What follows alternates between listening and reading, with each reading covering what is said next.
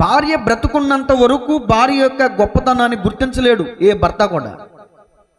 ఆ భార్య ఉన్నంత వరకు కేకలేస్తాడు, ఆ భార్య ఉన్నంత వరకు అరుస్తాడు, తిడతాడు, కొడతాడు, నిందిస్తాడు, దూషిస్తాడు, ద్వేషిస్తాడు, రకరకాలుగా చేస్తాడు. ఆ భార్య లేనటువంటి ఒక దినాన్ని కనుక జ్ఞాపకం చేసుకుంటే జీవితంలో చేయొస్తాడు. ఇక భార్య మీద జీవితంలో దెబ్బేసే ప్రయత్నం చేయడం. ఎవరు చూస్తారండి? ఎంతకాలం చూస్తారండి? ఎవరు పెడతాడు ముద్ద?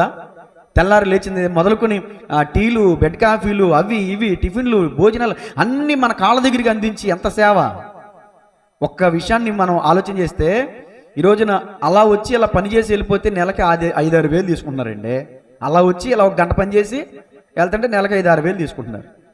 మరి ఉదయం లేచిన మొదలుకొని రాత్రి పండుకునేంత వరకు గొడ్డు సేకరణ చేస్తున్నారు కదా.